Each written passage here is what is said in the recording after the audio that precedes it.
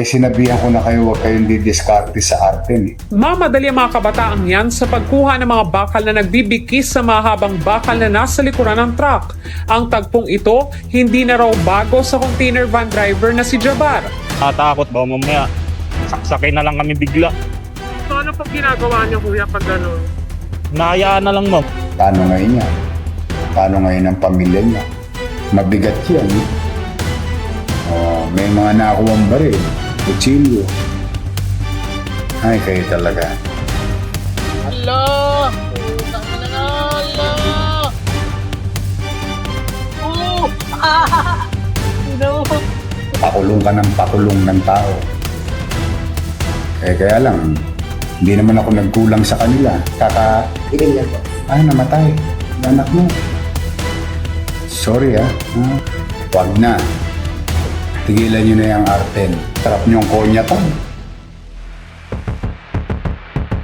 Sarap nyong konyatan. Ikaw yung nasa video. Oh. Ayan. 40 years old ka na. May pamilya ka.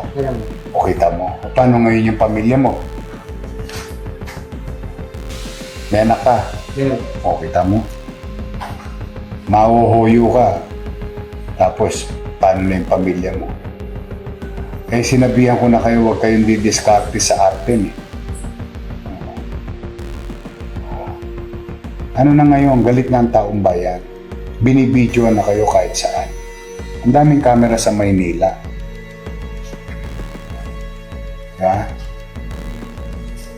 Kayo talaga.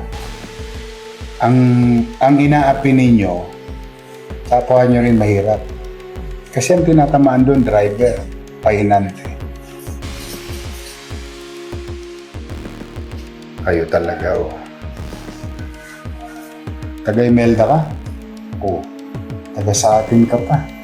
Diba, nananawagan naman ako lagi na huwag na kayong didiskarte ko.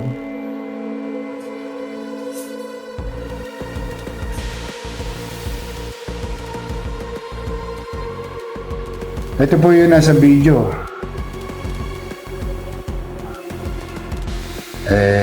Ito naman, si RJ Alvarez. Sama ka rin, Toits.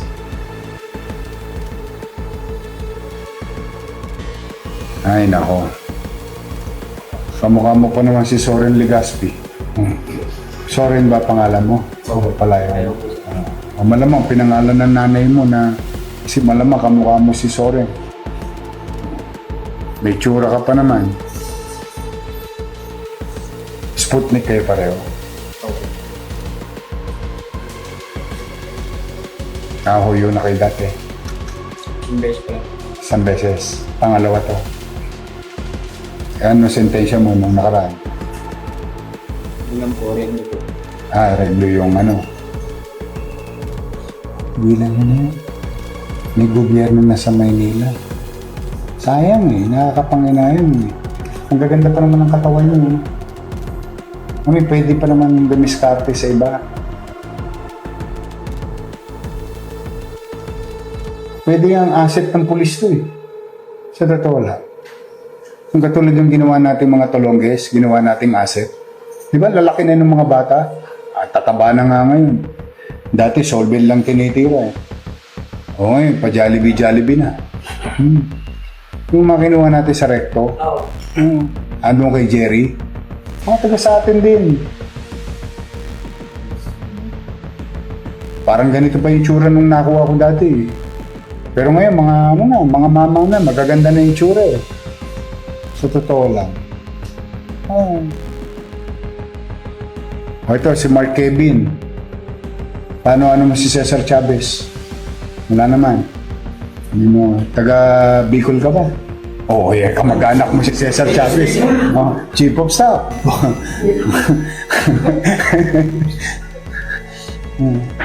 Bicolano ka.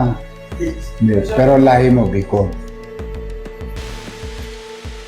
Ito po, sila po ay lahat na-aresto ng MPD-DID Tracker Team 1 and Counterintelligence Security Section.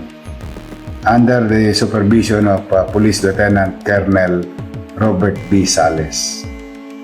No, nakita niyo. Paano ngayon yan? Paano ngayon ang pamilya niya? Mabigat yan. No? May mga nakuwang baril, kutsilyo. Ay, kayo talaga. Anyway, sa ating mga kababayan, alam niyo, siyempre, masakit di sa kalooban ko. Pakulong ka ng pakulong ng tao. Kaya lang, hindi naman ako nagkulang sa kanila o kanino man. Sabi ko lagi, mga tolongges, wag nang ipagbaka sakali. May gobyerno na sa Maynila.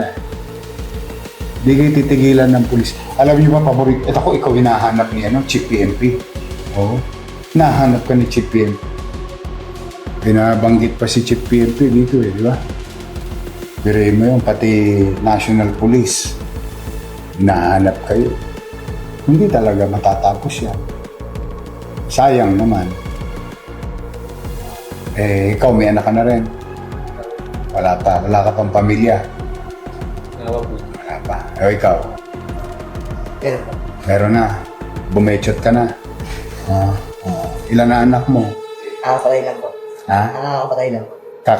Living lang po. Namatay. Yung anak mo.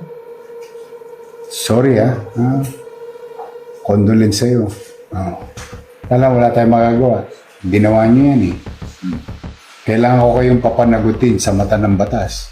Ang maswerte lang kayo, pag dinuhuli kayo ngayon, nandito kayo, hayaan ko husgado ang magsabi kung kayo may kasalanan o wala. Pero hindi po pwedeng walang gobyerno sa Maynila. Pag tinuna kayo, sabi mo, ikaw ba may brad ka pang Sputnik? Sabihan nyo na. Oo. May gobyerno na sa Maynila. Ikaw, Sputnik ka, di ba? Sabi mo, tropa mo. Sayang lang, mahuhuli kayo. Yung isang nga nahuli namin, Mayo pa ginawa Buti, nirepost. Nirepost ng mga sa social media. Nakita namin mo nga. O kahapon, nandito. Nakalawit din. Gilan nyo na yan. Wala. Magkano isang gulong? Magkano mo na isalya? 2.5. O, kita mo? 2.5. O, kumakulong ka. Ano sentensya ng illegal possession? 20? 8. 8 12. Minimum 8. Magkano? 2.5. Pagkabalisong, pagkutsilyo, ganun din. Mas mababa konti. Magbago na kayo. Wala talaga. Walang mangyayari kasi may gobyerno sa Maynila. Sabihin nyo na yan sa tropa ninyo. Pinagbubuti ko nga trabaho ko para maiayos ang pamilya nyo.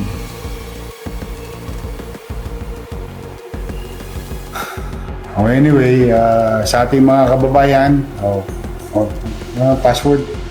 Lalagay ko yung password mo sa Facebook.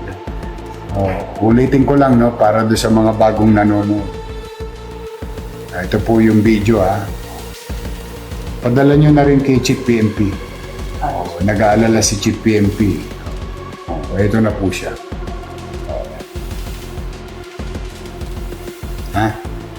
Sabihin nyo lang si Chief. Case resolved.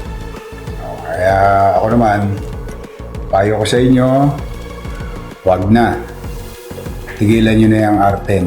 Sa mga kababayan natin, sa lungsod, kung kayo may mga kilala rito, you can go katulad nung kahapon, nanawagan kami, yung truck driver, ngayon kinasuhan na. Nag-file ng complaint. You file complaint. Pumanatag ko kayo, mga batang Maynila, at mga taong dumarako sa Maynila. We'll do our best. I always believe in our Manila Police District. We're gonna do our job. Katulad ng pangako ko sa inyo, maaaring hindi ko sila mapigilan gumawa ng mga krimen o katolonggisan. But we guarantee you when they do it in Manila, tatalo pa namin ang buong bansa, mahanap lang sila. para mapapanagot sa mata ng batas at justisya. Ayan ang guarantee namin sa inyo, mga batang Maynila at mga dumarako sa Maynila. So muli po mga kababayan, ito na po sila. At kay sinulit yun, si Reklamador Vlogger, good job. Ha? Galingan nyo pa. Pag kayo may nakikitang alingas-ngas, videohan nyo, padala nyo sa amin, a-actionan natin. So muli, pag-ingat po kayo, magandang araw. Manila, God first. Thank you.